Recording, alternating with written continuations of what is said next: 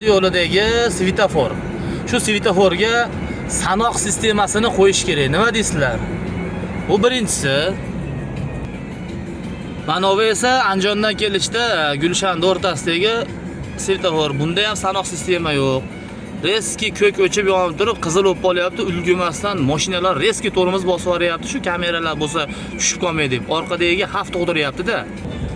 Mana bu esa 3-svetofor. Bunda ham sanoq sistema yo'q. Bunisi esa 4-svetofor. Bunda ham yo'q sanoq sistemasi. Sanoq sistema qo'yilsa zo'r bo'ladi, ogohlantiradi-da. Bu esa Fayzobod sentridagi 5-svetofor. Bunda ham yo'q sanoq sistema. Bu esa 6-svetofor. Mana yaxshi bunga ulgib qoldim men. Mana oshna qarang endi. Mana o'sa 7-chi. Ko'ryapsan-a? Bunda sanoq sistema mana zo'rg'a to'xtab olasan. Mana orqadagi zo'rg'a to'xtayapti. Oshna mon qarang endi. Mana Asakaga kiraverishda, Asaka Grand to'yxonaning oldidagi svetofor mana. Bunda ham sanoq sistema yo'q. Sanoq sistema qo'ysa yangilik bo'ladi, ham sho'pirlarga yengillik bo'ladi, ogohlanib oladi.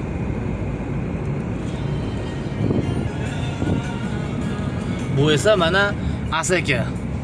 O'sha sentrga yaqinlashyapti, Stello'ning oldidagi svetofor. Mana bunda bor ekan.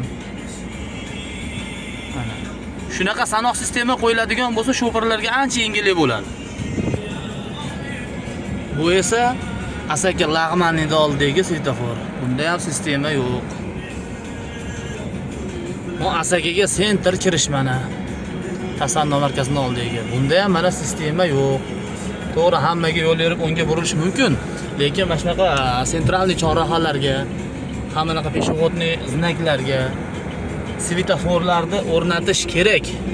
Va bu borada bunaqa yangiliklardan bahramand bo'lib turishlik uchun insonlarda juda ko'pchilik aytib o'tyapti. Ichki ishlar xodimlari ham mana shunaqa bir yangilik bo'ladigan, kamchilik bo'ladigan bo'lsa aytsanglar, qo'ldan kelgancha bartaraf qilamiz deyapti. Shuning uchun yetkazib qo'yish bizning vazifamiz deb bildik. Faqat to'g'ri tushunasizlar, noto'g'ri tushunmaysizlar.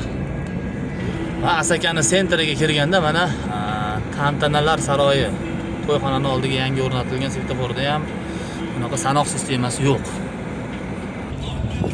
Bu esa Asaka sentralniy masjidning oldidagi chorraha.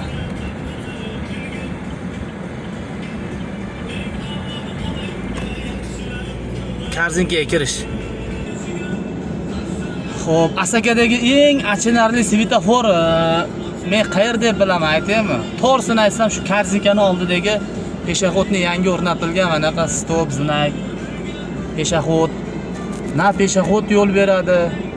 Orqadan mashinalar signal chalib yur deyapti, yurmaydi. Mana telefonda gaplashib turibdi mana. Yo o'tmaydi, yo yoqqa, yo bu yoqqa o'ting aka. O yoqqa o'ting bo'lmasa, akajon, xafa bo'lmang faqat.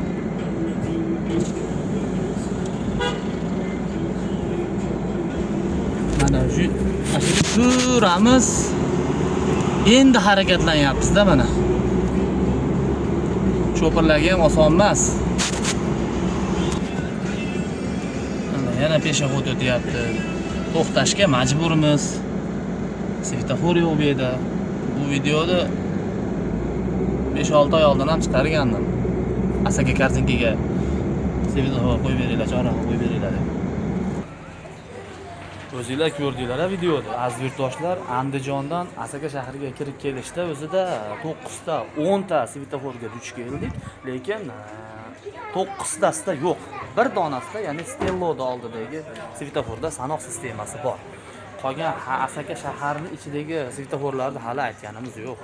Sanoq sistemasini hamma svetoforga qo'yishinglarni taklifini beramiz, iltimos qilib qolamiz. Sog' bo'linglar, salomat bo'linglar. Sizlar bilan Abdulhamid 232 Asaka.